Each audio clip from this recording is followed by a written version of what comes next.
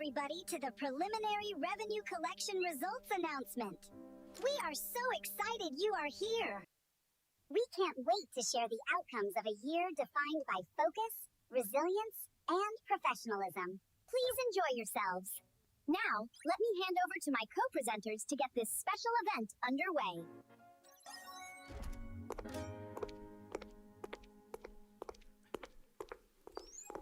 Good afternoon.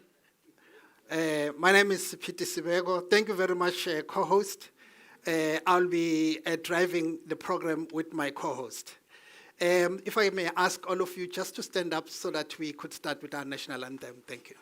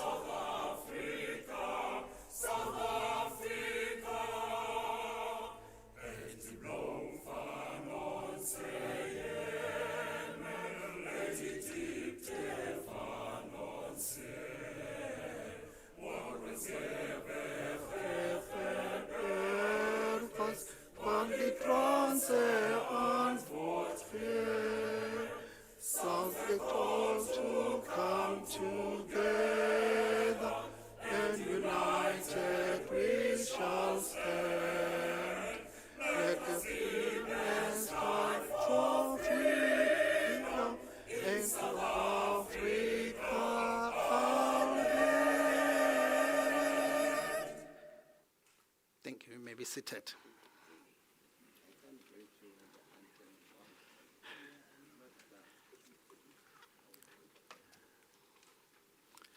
Our host, Commissioner Edward Kieswetter, His Excellency, former President of the Republic, Mr. Thabo Mbeki,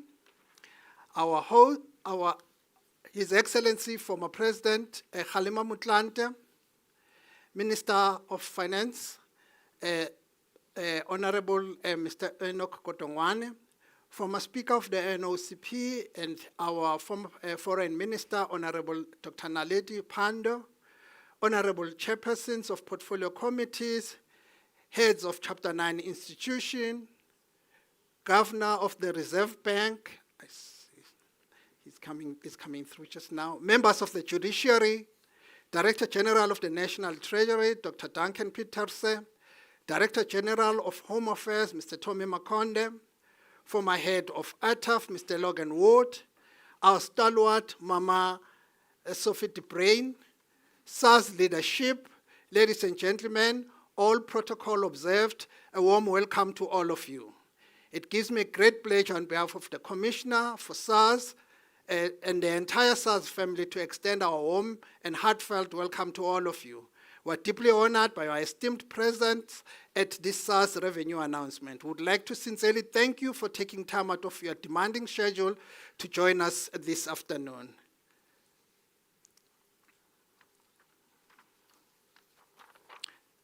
Over to my co-host. Thank you so much to my co-presenter. Ladies and gentlemen, distinguished guests, members of the media, and colleagues.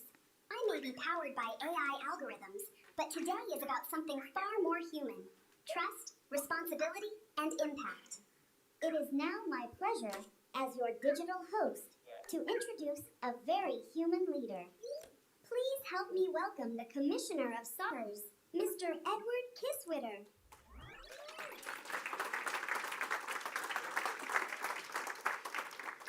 Good morning and a very heartfelt welcome to all of you. I will not observe protocol now because what I would like to do now is I'm delighted that our minister, who attended a cabinet committee meeting this morning, I hope he doesn't get fired for leaving early, but I'm delighted that he's here. So I would like to invite Minister Gonongwana to make a few opening remarks. Thank you.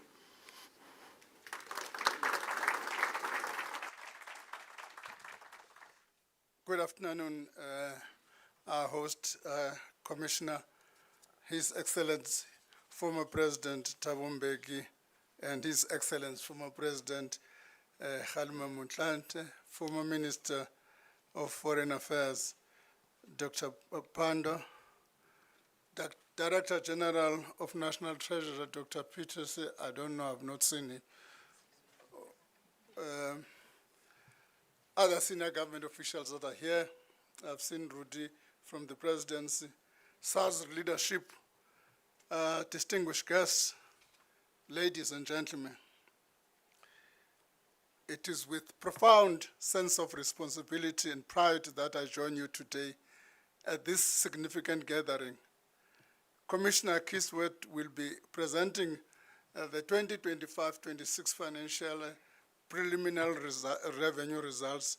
We look forward to this announcement. He was telling me in the morning that we are going to finalize them at 9:30. And he said he is proud that you have achieved to 2 trillion mark.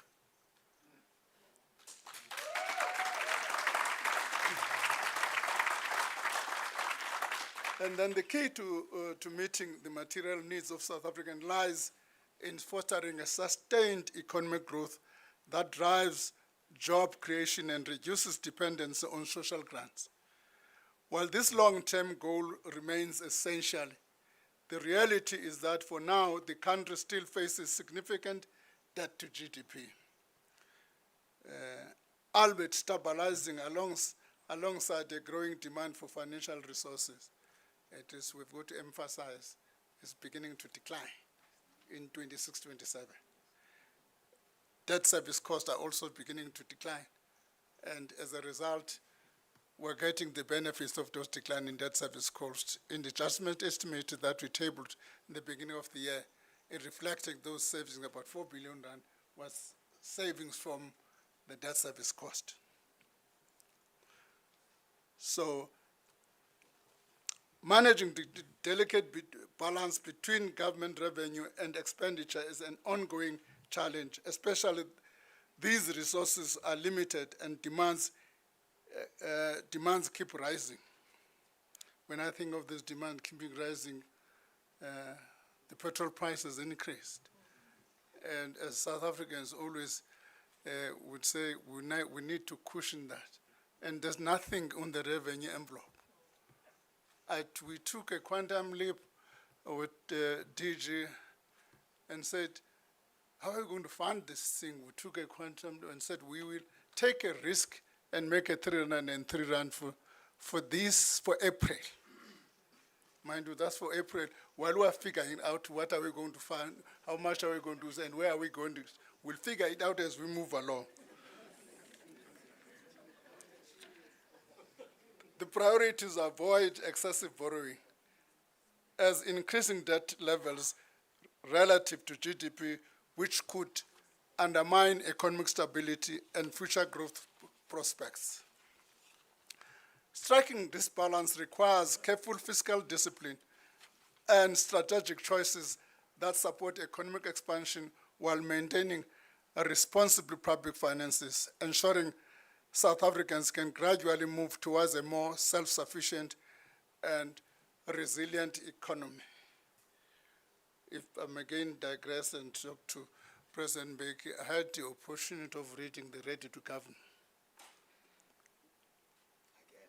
Again. When this thing confronts you, you go to some of your rule books, and the Treasury official says I must not quote the Ready to Govern in the government of documents. I wanted to use the Ready to Govern in the budget speech. One of the things the Ready to Govern warns us about is that while we are going to interact with the World Bank and IMF and all of these institutions, we must remain proud and maintain self-sufficiency. I think, Mr. President, I'm sticking to that thing to make sure that South Africa remains self-sufficient and we don't go cap in hand to IMF and World Bank. Cap in hand to IMF and World Bank. Mr. President, you will recall in some years when we were discussing with our colleagues north of the Limpopo about some of those dangers. Zimbabwe, as we speak, is under the supervision of the IMF. Something we should be avoiding. The world finds itself at a critical crossroad, facing complex and interconnected challenges that ripple across borders. South Africa, as an open economy, cannot escape these global pressures and uncertainties. This reality forces us to ask a crucial question: what steps must South Africa take to safeguard and sustain its economy amid such turbulences? Economists offer a clear response, which is strengthening capacity to collect revenue is essential. A well-functioning, effective, and efficient revenue authority is a national treasure. This is exactly what we have in SARS today. By increasing revenue collection, the government can secure the necessary resource to fund vital public goods and services that underpin social stability and economic growth. In this way, effective revenue collection becomes more than just a fiscal task. It is a strategic imperative for building resilience and ensuring prosperous future for all South Africans. I always pay close attention to our commissioner, as he often reminds that we are fortunate to inherit and build upon a world-class, robust institution that belongs to all South Africans.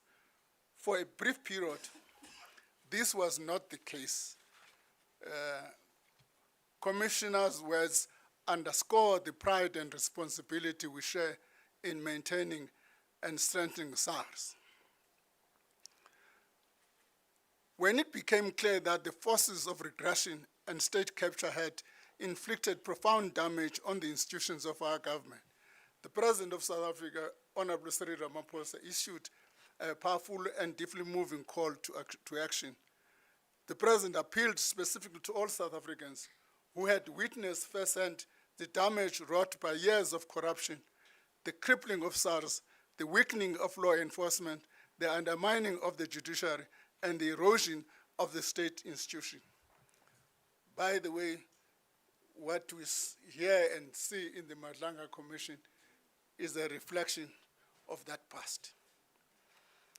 The President challenged those who cared about the future of South Africa and the generations to come to step forward, to leave behind comfortable lives and take their place at the forefront of the struggle where really change happens. It was a call to service, a call to restore credibility and capability. Commissioner Kieswetter answered that call with a simple but powerful response to Mamina and sent me. He felt compelled because he could not be cynical about the massive challenges faced by the nation. To this patriotic act, we thank you, Commissioner.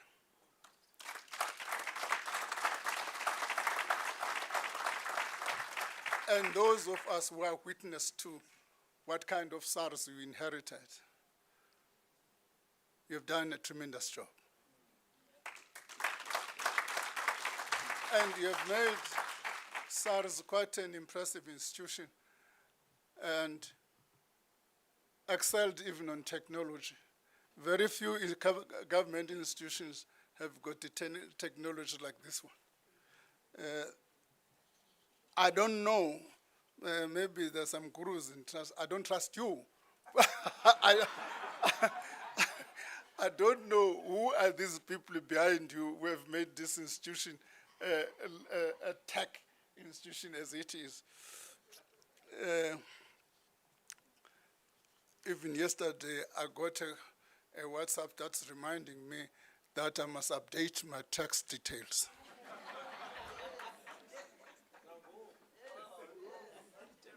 And it's reminding me, you go to your profile, your e-file, you check your profile. All the tax is being done properly. Now, I don't need Commissioner. 1 year, he reminded me, it's a filing season. It was a deadline. He asked me, Minister, have you filed your... We don't want to be embarrassed being a Minister of Finance, not file.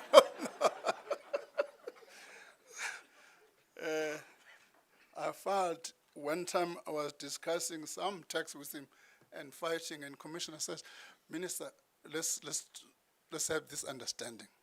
My job is to collect the money even from you. You make the laws, I collect the money. So don't come and complain to me. So those were, I'm trying to share with you the kind of experience and good work we've had with the Commissioner, and we thank him. Along with a competent leadership, rolled up their sleeves to rebuild and modernize SARS as an organization worthy of the legacy we want to leave our children and grandchildren. It was a call not just for sacrifice, but for hope and renewal, a chance to claim the promise of South Africa's future. For that, we owe Commissioner and his leadership our deepest gratitude.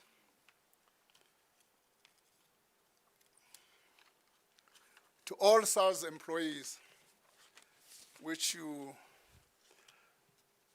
had the privilege of being addressed by the President of the Republic a couple of months ago, South Africa is immensely proud of all your efforts and always providing a more positive outlook to our country.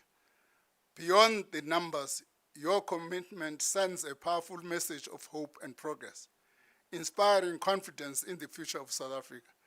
Thank you for being a vital part of our nation's journey towards growth and prosperity. To taxpayers, I express my sincere thank you for your compliance and contribution. But before, I know journalists who've been interested in asking me a question, so I want to tell them I'm not going to answer. And that question is there a new commissioner going to be appointed soon? My answer, yes, the new commissioner is going to be appointed soon. How soon? Anytime from tomorrow to next week, that can go happen. But we'll have a commissioner from the 1st of May. How do I know? I know that the president has made the decision. Whoever is appointed, the only benefit I have is that I have on my desk a presidential note which tells me who's going to take the job from the 1st of May. It's not me. You have retired. I'm closer to you.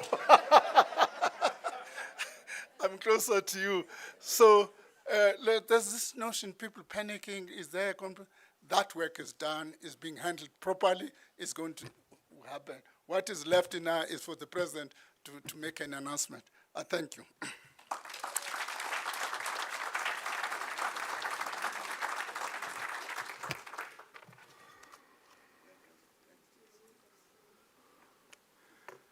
When we say that we administer the tax laws without fear, favor, and prejudice, it does include the finance minister as well. In fact, the two of us should be the first example.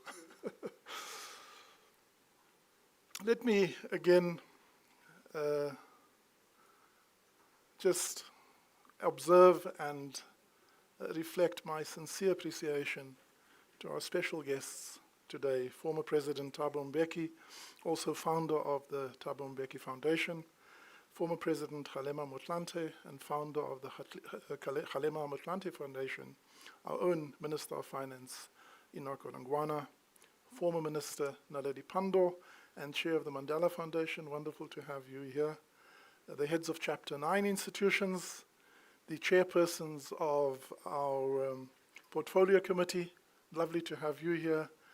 Members of the Judiciary, the Director General of the Treasury, Dr. Peterson, my other partner in crime, DG Makode, who is here. We work well together. Other leaders of government, Ma'am Sophie de Bruyn. I struggled for a few years to get her here. She finally accepted our, but she says, President, that she had to cancel the ANC Integrity Committee this morning because they couldn't continue without her. So she'll go. To Mr. Sean Bolton, Executive Director of the Ahmed Kathrada Foundation. This year, we invited the foundations. We always select a constituency, and this year we focus on the foundation. But also happens to be that we have these luminaries who are linked to these foundations, so it's wonderful. To the SARS Deputy Commissioners, the EXCO and leadership, SARS employees across the country, esteemed invited guests in the room and online, to my own family and loved ones who I know they are tuned in onto their devices. Last year in this room, I had my mother here. She sadly passed us a week after she was here. Ladies and gentlemen, all protocol observed. Good afternoon. Sanibonani. Dumelang. Ek kom van die Kaap, so molweni. At the outset, I want to thank the core team from my office, the revenue analysis, the technology enablement, and the enterprise data teams. They will tell you that it has been a pressure cooker, and we know the results by about midnight. Then by about 9 o'clock in the morning, it is confirmed. Then we have to start writing speeches and putting presentations together so that at 2 o'clock we can deliver this event to you. So thank you to them. You can have the weekend off. It's really a pleasure. And this has become a wonderful tradition that on the first working day after the year end, we are able to make a revenue announcement, a feat which many companies, I don't think, can match. We've always maintained that without SARS, our democracy would be unfunded. Because SARS is a story about people. The 63 million people whom we serve, and when people tell me only 5 million people or 500,000 pay tax, I say everyone pay taxes, because when you buy at the till, you pay taxes. So we have 62 million taxpayers, not those who claim for their own benefit that we only have a few 100,000. Everything is about people. It is the 34 million taxpayers whom we serve directly, and then our own 14,500 staff. And we remind ourselves every day that our work is transformative. And while wealthy people can buy themselves out of pandemics, can insure themselves against failure, whether it's a failure of government services, whether it's a failure that results from an accident, poor people only have government to look for. So it is those vulnerable whom we serve. Our mandate is clear. It is cast in law. And it is about collecting taxes, ensuring compliance, and about facilitating legitimate trade. But we chose something which is not cast in law, and we frame it as our higher purpose. It is the reason of our existence.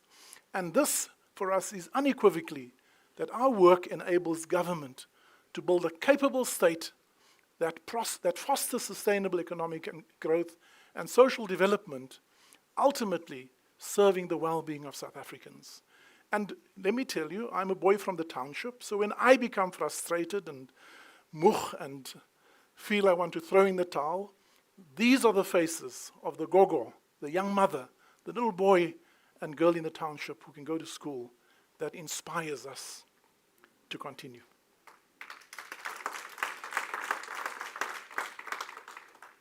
There's nothing as powerful as a compelling vision and strategic clarity to guide any institution.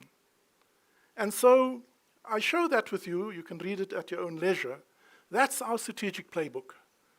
It has been unyielding. It has been the doctrine against which we decided everything we do, every resource allocation, every performance metrics is about, and it's calibrated by our vision, our strategic intent, the 9 objectives, the clarity of purpose, our theory of compliance, and ultimately finding that right balance, we call it the Goldilocks point, between managing risk and providing service. And so this is really what has enabled us. When you have a flock flying in formation, there has to be a guiding, coalescing force. And this is the guiding, coalescing force that enables 14,500 people to act with a common sense of purpose. Our democracy, since 1994, it is noteworthy that we had 2.7 million taxpayers, and in the first year of our democracy, collected 114 billion rand. That, by the way, Minister, is what we collected yesterday and on Monday.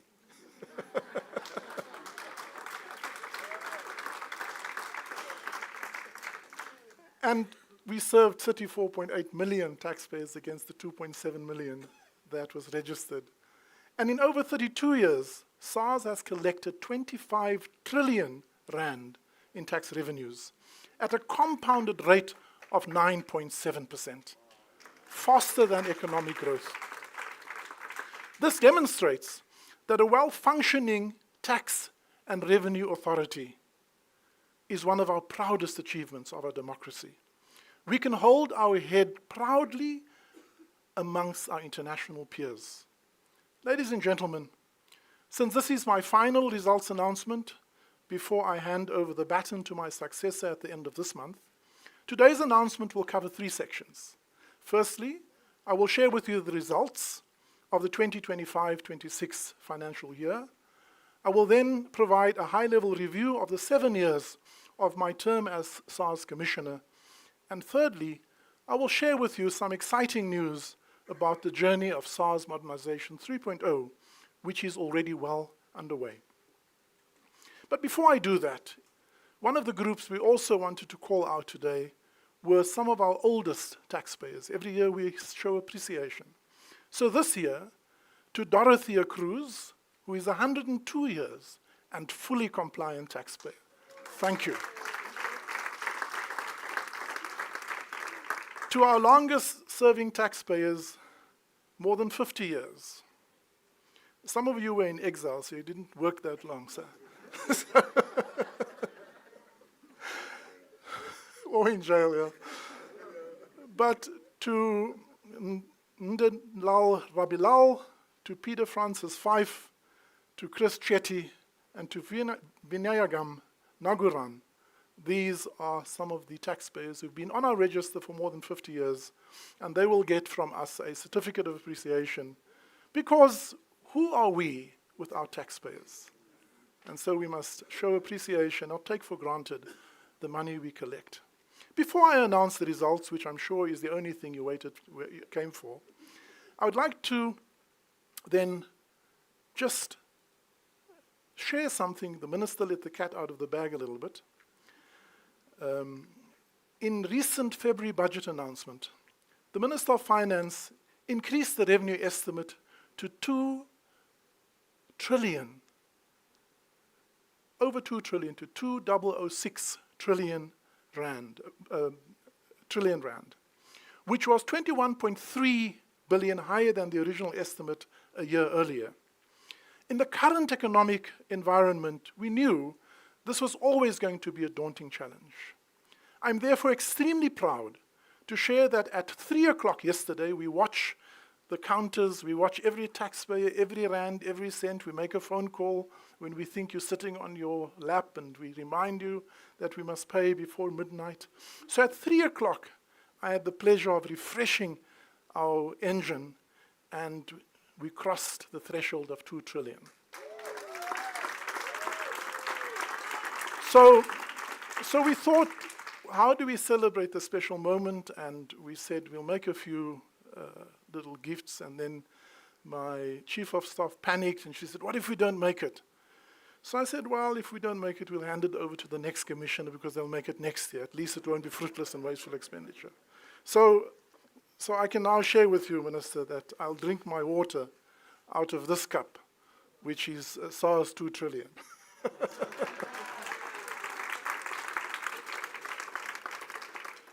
And we will have a small... made? we had to make it before 3 a.m., but we had to take a risk with cautious optimism. We also will provide each of you with a lanyard that commemorates the moment. And Minister, for you, I have a special cap.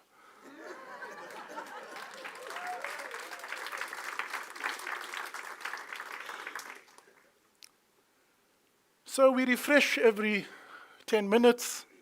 The counter goes up. And at exactly 17:10, at 5:10 yesterday afternoon, we reached your estimate of 2006.9. So of course we were very relieved, but we had to keep counting. And so, in fact, when the counting stopped at midnight last night, the provisional result exceeded the revised estimate that you gave us by 3.34 billion rand, yielding an outcome of 2010.3, 2010. So the revenue announcement for this year just exceeded 2.010 trillion. I think it's a special moment for us. This is no ordinary results announcement. This is a historic milestone of crossing 2 trillion threshold for the first time in our history. Indeed, a defining moment, and for me personally, a very special way to hand over the baton to my successor.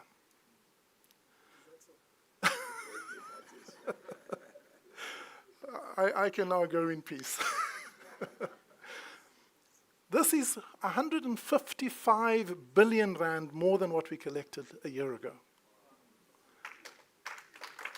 When I explain to young people when I do talks at schools, I ask them, do you know how big a billion is? And they don't know. I say, how long will it take you to count a billion, up to a billion? And they say, maybe 7 days, maybe a few hours, maybe a month. Well, it will take you over 30 years to count to a billion. And so we collected 155 billion rand more than last year, a remarkable year-on-year growth of 8.4% under these economic conditions, where nominal growth for now is projected to have grown at 4.8%. This implies, Minister, a tax-to-GDP ratio of 25.9% and a tax buoyancy of 1.73%. It took us 22 years to reach the first trillion, and then less than half the time, exactly 10 years, to double the revenue collections from 1 trillion to 2 trillion. In an era of slow economic growth, load shedding, and COVID-19. We believe that this is noteworthy and reflects the diligent work of our employees, the institutional integrity of SARS, and the tax administrator's centrality to the fiscal health of South Africa. SARS, as you pointed out, is truly a national asset that must never be taken for granted and must be treasured. I'd like to now share some high-level detail underlying this result. A more detailed presentation has already been shared with the media. So, gross revenue at 2.468 billion, or 2.468 trillion, refunds of 458 billion, yielding a result of 2.01 trillion. We look at the tax revenue by tax product, and I can share with you that individual taxes is still the largest contributor at 794 billion. VAT, which is what we all pay at the till, is 500 billion, the second largest contributor. Company taxes, 350 billion. Customs and excise, customs at 352, and excise at 182 billion. So you get a sense of where the taxes yield from. I want to point out that refund payments that we pointed out of 458 billion, especially during tough economic times for small businesses and families in financial stress, are an important lifesaver and a necessary injection of cash into the economy. The fact that the 458 refunds we process many of you may not know, represents 5.9% of GDP. It's not insignificant. And so I'm therefore pleased that our growth in refunds has consistently grown higher than gross or net revenue. And this even after we've consistently increased refund risk management to deal with impermissible and fraudulent risk refund claims. Also noteworthy is a segment view where we've seen a positive increase of compliance in the SMME sector. That's really pleasing. We've worked hard to assist small businesses, to help them understand their obligations, to help them fulfill those obligations, and when they fall into financial distress, to use the instruments at our hand to help them pay off these debts.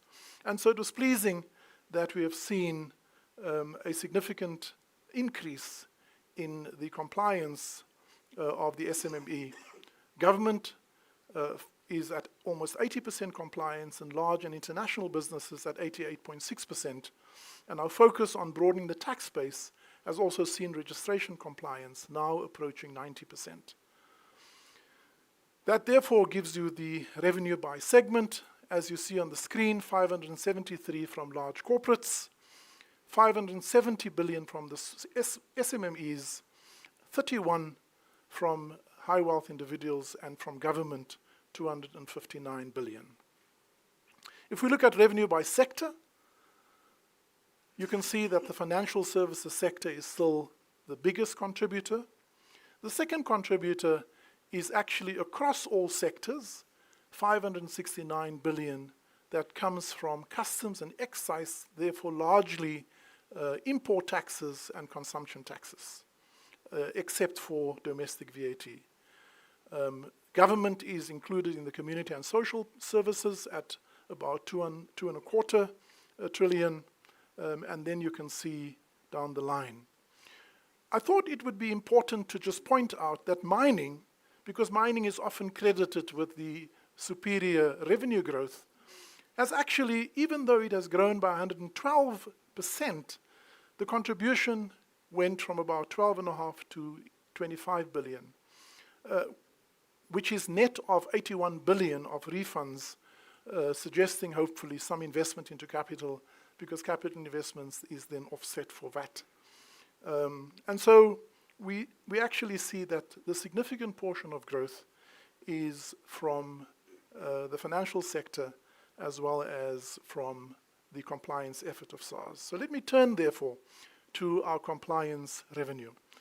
Just for sharing this, compliance revenue is the revenue that we link to a discrete administrative action that we take, whether it is collecting an outstanding debt, whether it is following up returns, conducting an investigation or an audit and raising an additional assessment and collecting the money. This is the work that we do.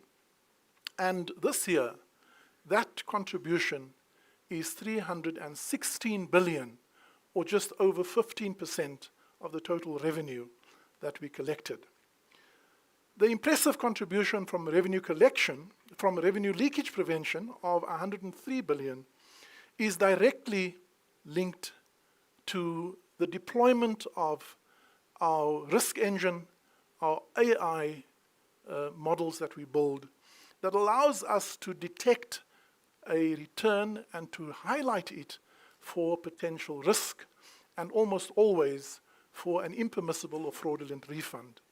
So 103 billion just from the deployment of data science and sophisticated tax processing and fraud risk detection.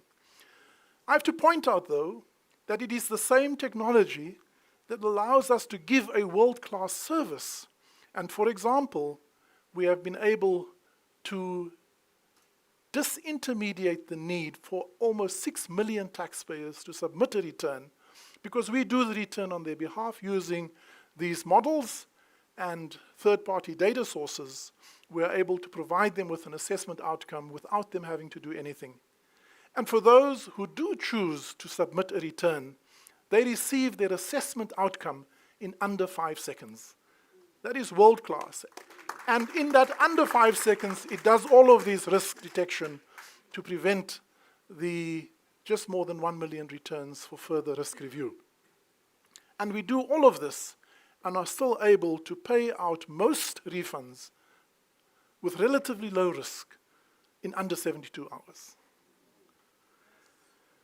We have a long way to go, but I think we are pleased that we are able to impact so positively the taxpayers whom we serve.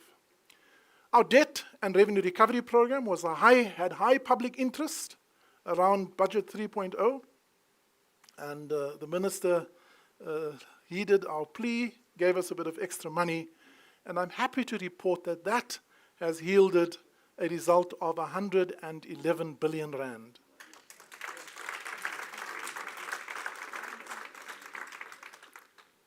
Then 20 billion was recovered from our focus on the criminal and illicit economy. We raise an assessment of more than that, but I can tell you, when we find a criminal or a syndicate, they don't welcome us with open arms. They don't say, "I'm so happy you found us." They fight us, they take us to court, they complain to us, to the public protector. They do all kinds of things to escape their liability. And so it takes years to recover this money, but we are pleased to say that last year we recovered 20 billion from this effort. Our tax and audit investigations yielded 42 billion rand, and payment improvement a further 16 billion, and our customs and excise audit further 17 billion. And noteworthy is that our voluntary disclosure program also contributed 7 billion. And that is also a measure of trust in the revenue administration. I'm pleased that through our focus compliance program efforts over the past 7 years, we've seen a pleasing improvement in voluntary compliance, as the next slide shows, which now stands at over 70%, with particularly pleasing payment compliance of over 75%. And what that is, it's the compounding effect of our compliance efforts. So when taxpayers who are non-compliant in a particular year, we engage with them, their behavior change, and you get what we call an ongoing compliant dividend from a taxpayer who has become compliant. Trade, which is another metric that we manage, we have seen exports rather flat at just over 2 trillion and imports at 1.85 trillion, yielding a trade surplus balance of 240 billion. We introduced a trade facilitation index that measures the efficiency with which we can facilitate goods through our ports. When we introduced it 4 years ago, it was at 52%, so it's very pleasing that it now stands at almost 75%. China, United States, and Germany are still our largest countries' export destinations, and our import destinations, China, India, and Germany.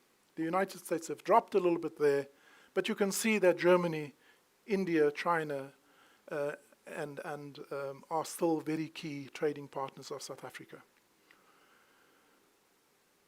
Now, this is the results presentation. What it presents as the team moves to the next section is that these highlights, which has affirmed our view, Minister, that an investment in SARS is an investment into the fiscal integrity of South Africa.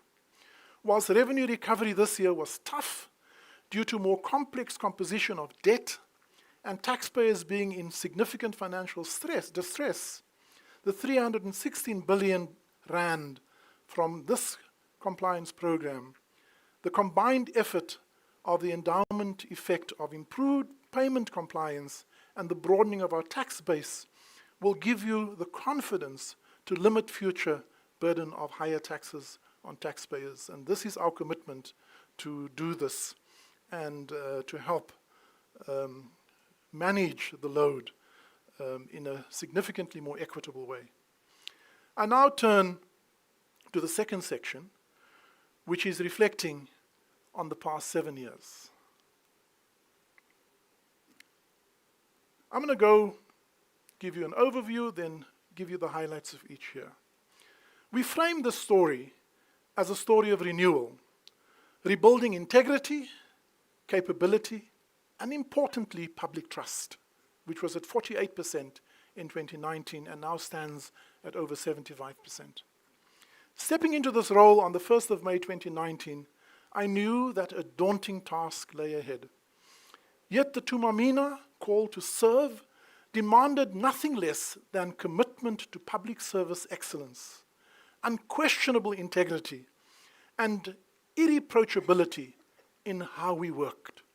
I knew that the thousands of men and women at SARS who had survived the trauma of state capture would respond positively to a renewed call to higher purpose, a compelling vision, and moral and strategic clarity. The story of SARS from 1920 to 2024-25 in this current year is not a series of disconnected annual results that we announced. It is a deliberate institutional journey, one that begins with model repair, advances through resilience and capability building, and culminates in a fundamentally redesigned operating model fit for the age of data and artificial intelligence. This journey is about restoring institutional integrity and translating it into sustained performance. Across the 7 years, we have placed people at the center of everything. We acted to reconnect, build trust, and engage. We launched a pastoral and listening campaign. We created meaningful work for those employees and professionals who were marginalized. We welcomed back good people back into the fold, those who had left. Together with the top 70 leaders, we developed a leadership model, an employee rights charter, and a career development model. Our leadership investment included the explicit focus on women in leadership and the establishment of a junior board to prepare the next generation leaders. We built a bridge between ourselves and organized labor to ensure and invite them as true partners. The complimentary public statement this week from the Public Service Association was heartwarming. We took the decision to insource our contracting cleaning staff and invest in their development. About 70 of them now are customs officers, 29 service consultants, 68 artisans, and 312 of them finishing their school leaving certificate. And a few years ago, they were cleaning staff. And so this is the power, the transformative impact we can have on the lives of people. We created an independent expert panel to advise on redress and reparation, to make right by those who had suffered, who were materially hurt or compromised during the unfortunate preceding period. Reparation included financial awards, private and public apologies, and where appropriate, re-employment. 2019-20 was therefore a foundation year, a year of rebuilding the model contract. This year marked the starting point of institutional renewal, defined not by expansion or acceleration, but by providing model clarity. SARS confronted a fundamental truth. Revenue legitimacy cannot exist without integrity, and no amount of modernization can compensate for the absence of ethical foundations. This emphasis was unmistakable, strengthening integrity, reinforcing sound ethics, and calling out maladministration as a societal red flag rather than a technical failure. Integrity was framed not only as internal control issue, but as a national concern directly linked to compliance, fiscal sustainability, and the credibility of the state. Crucially, we articulated taxation as a social contract. Compliance was positioned as a shared civic responsibility that protects critical public services and sustains domestic fiscal sovereignty. Paying tax to those who often call for a tax revolt or a tax boycott, I have this to say. Paying tax is an important means for those of us who are privileged to pay the privilege forward and to serve the terrible plight of the most vulnerable among us. Paying tax is therefore a privilege. and central to our democracy. This established the baseline logic for the years that followed. Without trust, there can be no voluntary compliance. Without voluntary compliance, no legitimate revenue system can endure. This included implementing recommendations of the Nugent Commission. I see the judge and Carol Steinberg is there. They gave me a lot of work when I started. Amongst others, the Large Business Center was re-established, the litigation unit and the integrity assurance capabilities were re-established. This first year did not promise quick wins, but it did lay the ethical foundation upon which every subsequent reform would depend. No sooner had we started in 2020-21, which was the year of inflection, prepared ourselves for resilience and digital acceleration, not because we were ready, but we had to respond to a little invisible thing, a little virus called COVID. We had to go into hard lockdown. We had to do our year end that year remotely. So the onset of COVID turned 2021 into a stress test. What might have been a transitional year became a moment of proof. Could SARS continue to function? Could we continue to serve taxpayers and traders? Could we enforce compliance? Could we protect revenue under unprecedented disruption and lockdown? Unquestionably, we proved that we could. What we did, we used COVID, the crisis, to step up institutional rebuilding rather than to retard it, to implement appropriate hybrid operating model and accelerate digital transformation instead of putting it on hold. We stepped up our work towards a smart modern SARS, demonstrating that modernization was an operational necessity, not a discretionary luxury. Digital channels were rapidly scaled, services were migrated online, and a secure remote working enabled institutional continuity when the world went into lockdown. At the same time, we leaned into data-enabled compliance, automating taxpayer services, risk detection, and targeted interventions, and delivered measurable compliance yields, reinforcing that digital capability could strengthen rather than dilute our compliance efforts. In this arc of renewal, year 2 proved that modernization is not about comfort or convenience, but about survivability, organizational resilience, and delivery under pressure. The following year, 2021-22, was a recovery and breakthrough year. We had by then built our data-driven compliance at scale and where trust became measurable. We moved beyond digital enablement into precision compliance management. Automation was no longer experimental or merely a proof of concept. It had become reliable enough for us to deploy it and to use it to serve the backbone of compliance operations. Automated risk engines achieved accuracy levels exceeding 98%, supported by quality assurance and feedback loops that refined risk detection rules and reduced false positives. Integrity was no longer defended only through governance statements. It was embedded in operational controls that prevented leakage and protected the fiscus in tangible ways, and I'll come back to that in a moment. The year also confronted the institutional damage caused by state capture. SARS explicitly acknowledged the erosion of taxpayer trust and tax morality and positioned the implementation of the Nugent Commission recommendations as central to restoring stability and voluntary compliance. Governance, reform, and enforcement capability were inseparable. In this broader arc, this was the year where we began to close the execution gap in concrete terms. Automation, governance, and learning systems were institutionalized and coalesced into sustainable capability.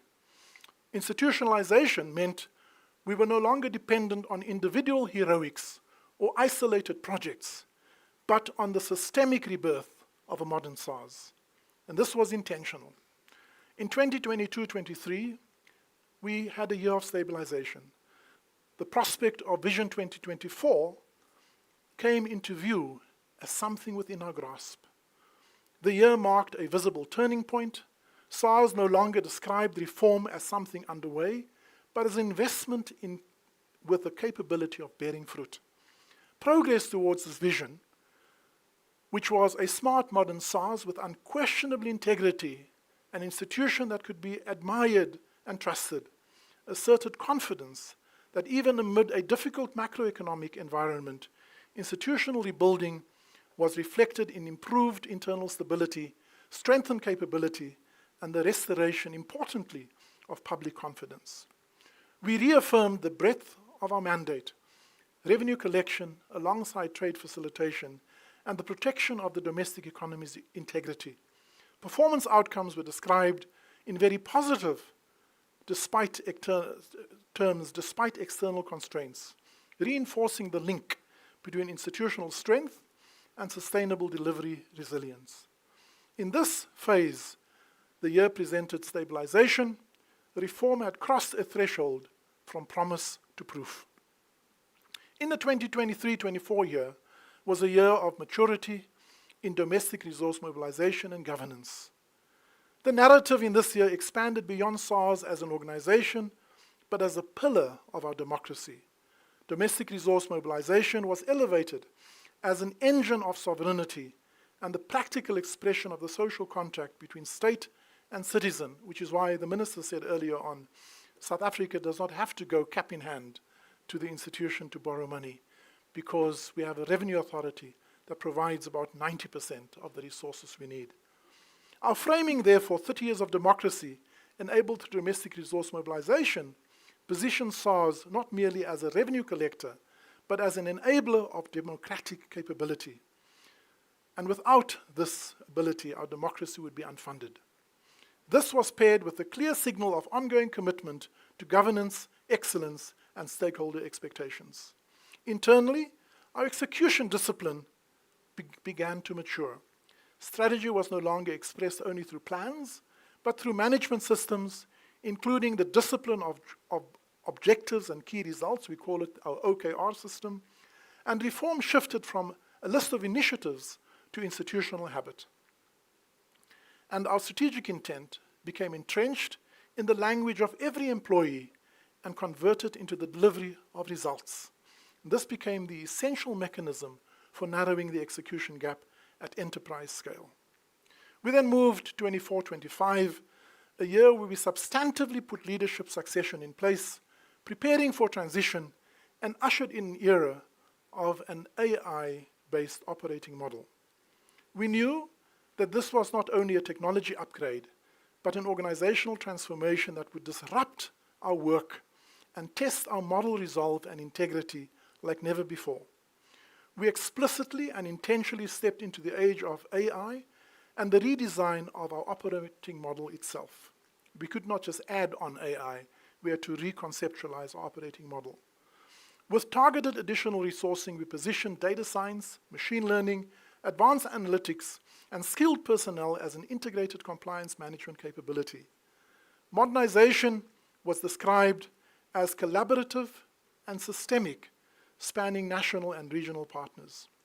Our ambition as towards a unique digital identity, to capture once, to improve data integrity, and a unified payment system is part of what a smart future modern SARS will have as elements of an end-to-end ecosystem, replacing the fragmented legacy systems with coherent citizen-centered architecture, and go beyond SARS and embrace partnerships with our other government agencies, and we're already well on the way with Home Affairs and the BMA in this partnership. Ultimately, we want to serve taxpayers better when needed, but with the aspiration that taxpayers would be more self-reliant and that for them, tax would just happen. This means deploying AI at scale, but this requires judgment and discretion, and we have to learn fast and adapt at speed. In this arc of renewal represents not technology innovation, but reinvention with integrity, an institution capable of harnessing AI responsibly because governance, people capability, and trust are already embedded. And then the final year, this current year, we will be remembered for Budget 3.0, but also for consolidating gains and for the foundation of the future. The resolve of our fledgling GNU was severely tested, and our democratic resilience proved itself beyond doubt. SARS emerges from this as a central actor to our South Africa's well-being. It stands tall as the nation's premier resource mobilizer. It has proven in an uncontestable way, and done so at scale, that tax policy and tax administration are indivisible twins of sustainable fiscal integrity. Get either of it wrong, and you will delay fiscal integrity. This year's revenue performance averted a 2% VAT increase, and continued investment in SARS Minister can defer this for the foreseeable future as well. The year not only consolidates 7 years of institutional reform, but it positions SARS as an organization ready for its next exciting phase. The foundation for Modernization 3.0 is firmly laid, and the 14,500 people remain engaged and committed. I want to share with you just the overview of the 7 years. Net revenue at a compound annual growth rate at 6.78%, compliance revenue 13.8% growth on a CAGR basis, voluntary compliance up to over 70%, and trade facilitation approaching 75%. But what's really demonstrating institutional integrity are the measures below. Taxpayer service went from 54% in this period to 90%. Attitude towards compliance went from 66% to 76%. Public trust from 48% to 75%. And our own employees from 61% to 71% engagement. And these are the measures that gives us confidence. We call them lead measures as opposed to lag measures of institutional integrity that augurs well for the next phase of our development. We thought we would also share with you what is the return on investment for the investment in SARS for taxpayers. Well, for taxpayers, 70% of them now do not have to file a return. 97% of them file online. 90% of them assessed in under 5 seconds, and 457 billion paid in almost under 72 hours. Taxpayer service up to 90%, and trust at 75%. This is the return on investment in SARS that taxpayers experience. What does government enjoy from this investment? Well, here it is. Additional revenue of 1.6 trillion rand through the compliance program of SARS. AI detection models preventing over 672 billion in impermissible outflows. We retained that, and it ended up in the coffers of government. Serious tax and customs crime, many of them from the Zondo Commission. 1,200 investigations yielded more than 80 billion of results. 4 illicit financial flows schemes were collapsed. Court judgment, 83 out of every 100. Criminal prosecutions, 98 out of every 100. 83 illicit tobacco cases handed over to the NPA, and I see Advocate Matibi is there. I'm going to harass him soon to deal with these cases. 219 state capture audits resulting in 6 billion revenue, and 10 Zondo Commission matters fully implemented, 2 remain in progress. This is the return to government for the investment in SARS, and I thought it's important that we demonstrate that in measurable ways. And now, thank you. I now turn to the final section to give you a taste of the current phase of our transformation journey and beyond. We call this Modernization 3.0.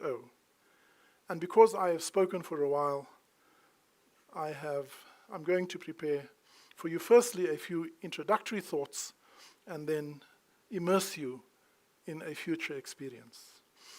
We maintain that with conviction that modernization and particularly digital transformation, many companies embark on this, and McKinsey says that more than 72% of digital transformations fail, and more than $2.1 trillion of digital transformation do not yield results because it's a Me Too reaction.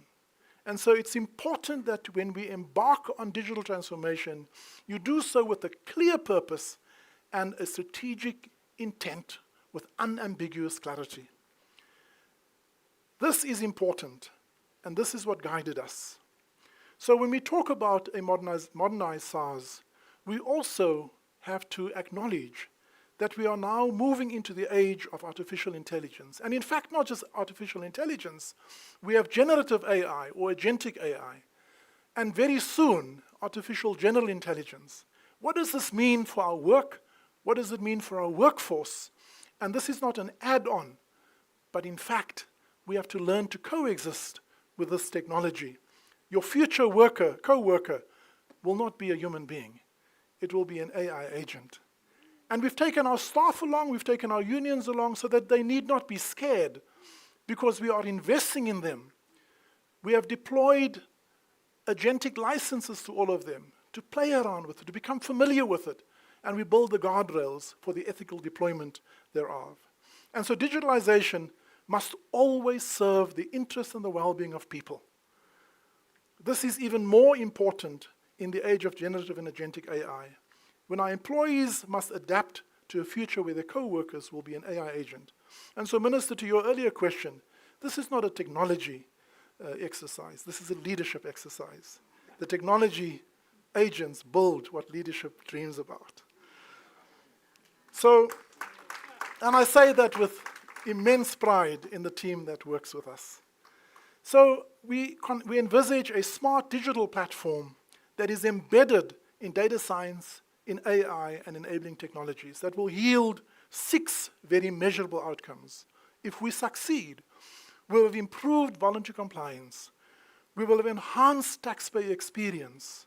We have enhanced our own employee experience. We would have streamlined processes, improved overall operational efficiency, and maximized long-term sustainability. This will be the yield on the next phase of investment. And we imagine a smart modern SARS in the way that I will now allow you to be immersed and give myself a break. You would rather listen to the video than to me anyway.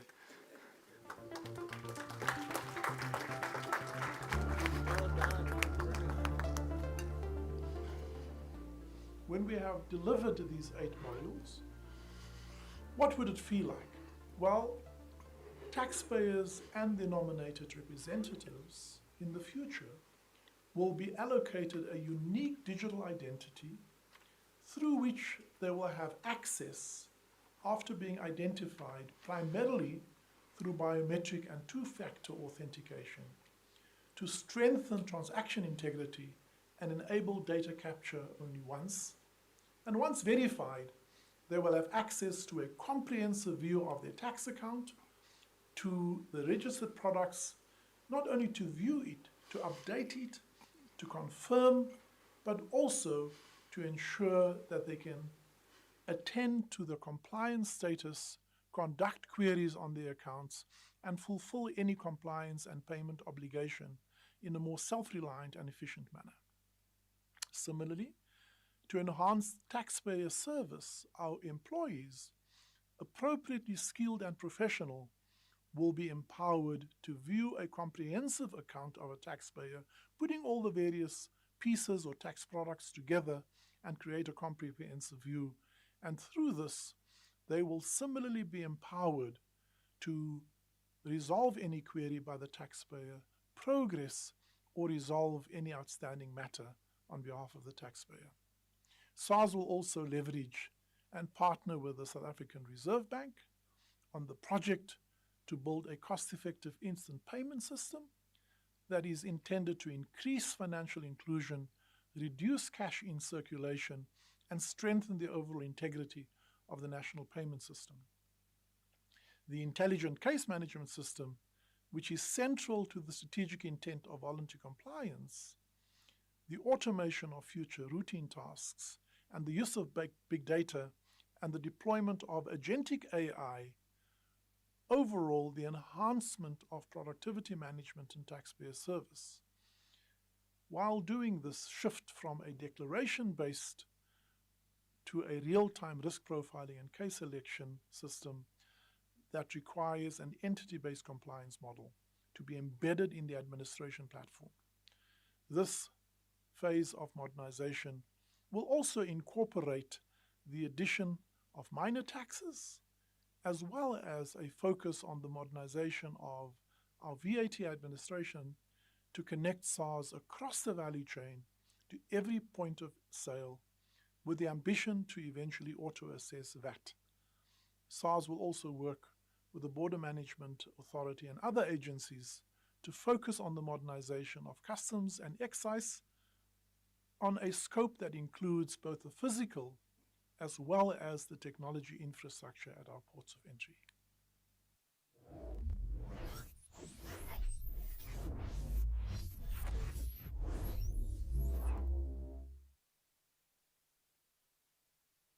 The world has changed. In the last 5 years, we have seen the emergence of a new suite of technologies, from the traditional AI or artificial intelligence, increasingly now experiencing generative AI, which allows us to create AI agents. And of course, beyond that, to agentify a lot of the work, not just through the automation of process, but creating AI agents to work alongside of our staff.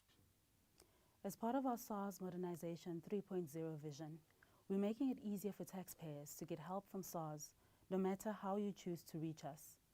Thanks to AI and agentification, working with our service consultants, you can get answers quickly, securely, whether you use e-filing, the Mobi app, WhatsApp, or our voice channels. In 2024, SARS introduced Lwazi, the AI assistant, on our website, powered by a GPT-4 large language model and grounded in SARS knowledge base of published content, policies, and guides. Lwazi provides conversational answers to taxpayer, trader, and traveler queries. Taxpayer feedback has been incredibly positive, with more than 80% thumbs up satisfaction rate. Utilization continues to grow, with over 400% adoption in the past 12 months. We are now ready to take Lwazi to the next level, introducing agentification into other service channels. An AI agent answers the call, verifies who you are, and sorts your query. If needed, a human consultant steps in with all your details ready. This means you won't have to repeat yourself, and the experience is consistent, fast, and personal. I'd like to show you what we've been building. Good day, and welcome to the SARS Service Center. I am your personal AI virtual assistant. In order to assist you today, please provide me with your ID number followed by the hash key. I'm entering my ID number. However, in the future, we will be exploring biometrics into the SARS Mobi app for two-factor authentication. Thank you. I have successfully authenticated you. How can I assist you today? I received an SMS about money that I'm owing to SARS. Please, can you check that for me? According to our records, your latest personal income tax balance is 100,000 rands owed to SARS. This is due for payment by the 28th of February, 2026. Oh gosh, that's a lot of money. I wasn't expecting that amount. Is there anything that you can help me with? I can't afford that right now. Please allow me to check. I am processing your request. Based on your current balance of 100,000 rands, I am able to offer you a 6-month payment arrangement with equal monthly installments of our 16,666.67 rands, with a first payment due by the 31st of March and your final payment by the 31st of August. Would you like to accept this payment arrangement? Yes, please. I'd like to accept that. I am processing your request. Thank you for accepting the payment arrangement. I have successfully processed this agreement and have emailed you confirmation hereof, including your case number. Is there anything else I can assist you with? Thank you very much. How do I make payment to SARS? There are currently 4 ways to make payments to SARS. You can pay at your bank, you can use e-filing, make an EFT payment, or make a payment via the SARS Mobi app. For ease of reference, I have also emailed you the details of the 4 payment options. Thank you very much. You are welcome. Is there anything else I can assist you with today? You can say yes or no. No, that's all. Thank you. Goodbye. There's a live transcription of the call with sentiment analysis, and at any time, the AI agent or the taxpayer can bring a live service consultant into the call if needed. Of course, we'll get better and continuously improve, but this shows the progress we're making to use AI and agentification to improve the taxpayer experience. More and more, we will automate routine tasks, but also every task that is currently being done by a human being, if not automated, will be augmented by working alongside artificial generative intelligence.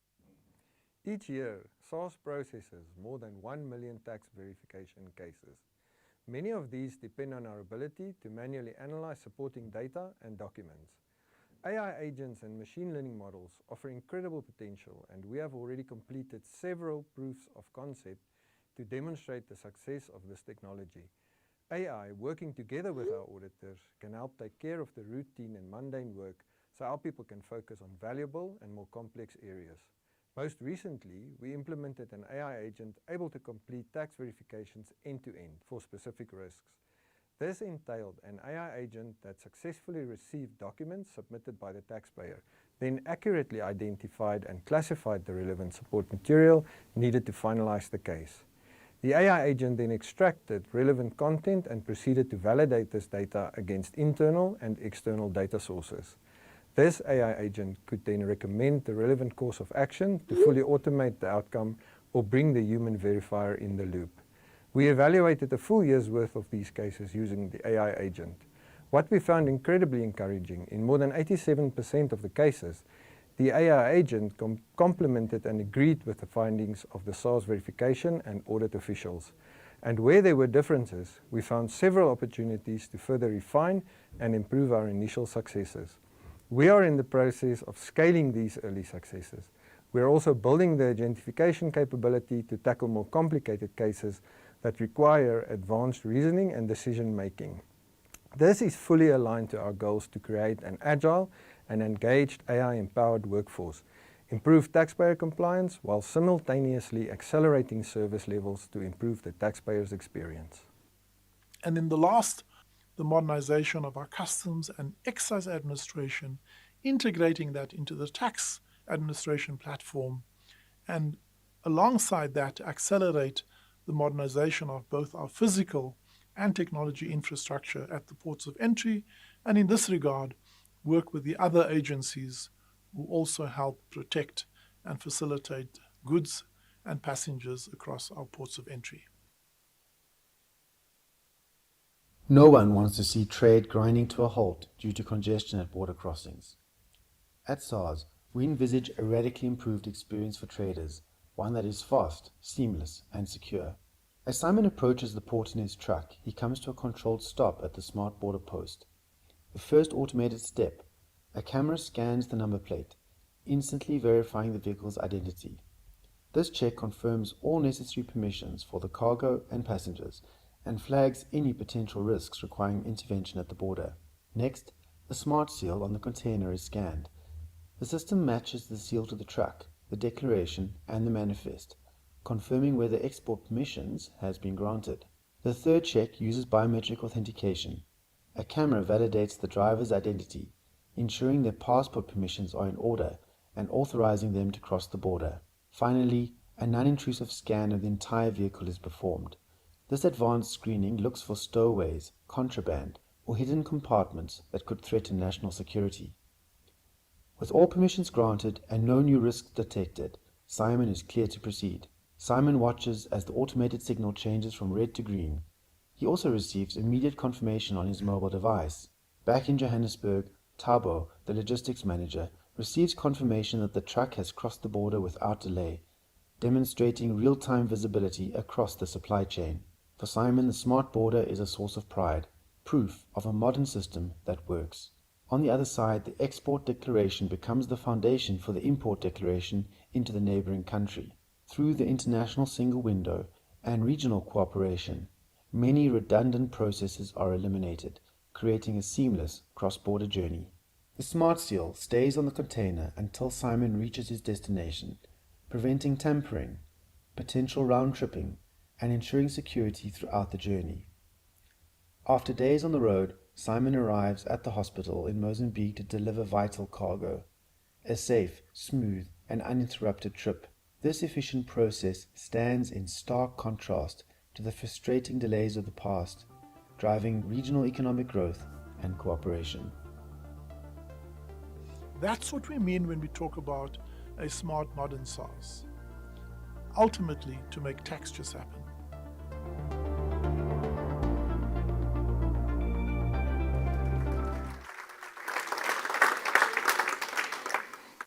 We thought we would immerse you into what we already have begun to implement and have advanced quite significantly the proof of concept to scale this up radically. Let me then conclude, I hope you've enjoyed that. Let me conclude by once again expressing to millions of taxpayers in South Africa, thank you for your contribution to the 2.01 trillion rand and for the trust you've placed in us and in me in particular. This closes a chapter of substantial institutional restoration and an organization positioned for the next phase of modernization at scale. In 2019, we set out to serve, not to build a legacy. And yet a legacy has been earned, is embedded, and is enduring. It will not end with my leaving, because the true legacy of SARS is its incredible people to whom this nation owes a debt of gratitude. I'm humbled that we bequeath an institution more valuable than what we inherited. Thank you for the privilege to serve you.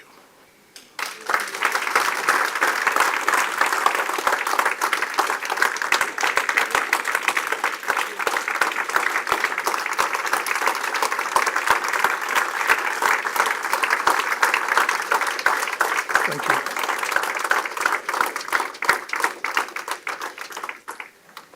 There will be some opportunity for questions. Thank you very much, Commissioner, for that inspired, impressive, and a profound address. I hope today South Africa will sleep soundly, knowing fully well that its social needs, the needs of its budget had been attended to. Colleagues from the journalistic world, as we had requested, as we discussed earlier, one question. The journalist will tell us, will give us the name, and only one question from in the media house. Just 5 questions, colleagues. We have only 10 minutes. Do I see any hands? The first one, Heidi, from ENCA, I take it? Can you hear me? Yes. Great, okay. It's Heidi Jokos from ENCA. Commissioner, I just want to ask you if you could maybe just explain to what extent the soaring commodities helped. Thank you.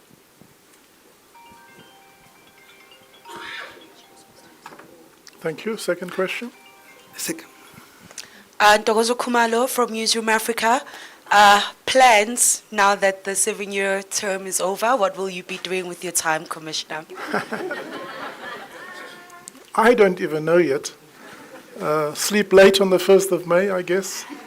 And for me, that's probably getting up at about 6:30. But as I said before, I don't know if it's a blessing or a curse, but somehow trouble finds me. So I will not be riding into the sunset. Tokoza.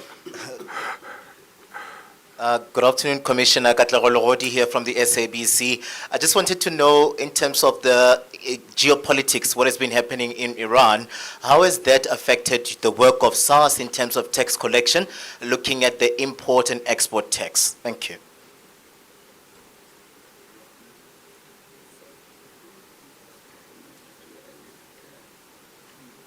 Good afternoon, Commissioner. Enzoguhle Sabela from Bloomberg. To what extent did the trade tariffs and U.S. protectionism weigh on corporate taxes, and how much would we have been able to collect had it not been for U.S. tariffs in the reporting financial year? Thank you. Thank you. One more question? That's about it. That's about it. That it? Yeah. Fine. On the commodities, I pointed out that from the mining sector, we collected 25 billion, which is up 112% of the previous year. Our estimation is that when the minister announced a 21.3% increase in our revenue collection, that about 5 billion would come from the mining sector. In total, about 7 billion from the economic buoyancy, but 2/3 of that would come from our compliance program. On the war, so firstly, between Iran and Israel, our trade dependency is very low, about 1% of our total percentage of world trade between ourselves and other countries. So from a trade relation perspective, there's minimal impact. However, about 80% of oil comes through the strait.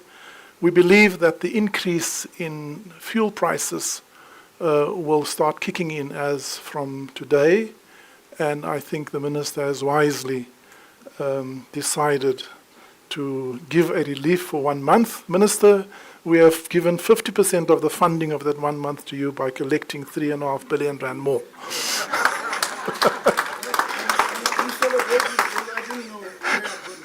So we're giving you a 50% subsidy. But for the rest,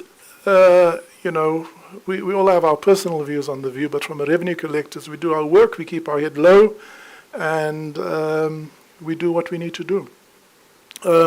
Trade tariffs, again, most of the trade exports to the US, and you've seen that the US has dropped from 2nd to 3rd place, most of that is in fact a zero tariff and under preferential tariffs. So again, other than the volume of trade decreasing, the actual impact on us is minimal for now.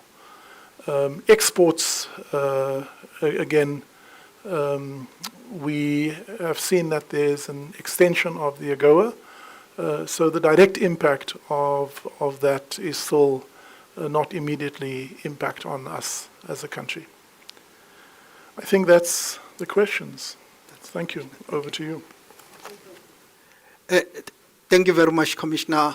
What a phenomenal achievement on behalf of SARS. We couldn't have asked for a better ambassador, Commissioner. Thank you very much.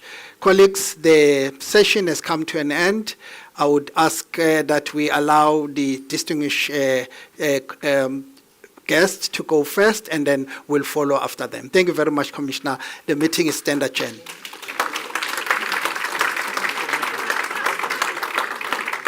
Thank you, Mr. President. Thank you, sir. I was saying to Khalim that look at this.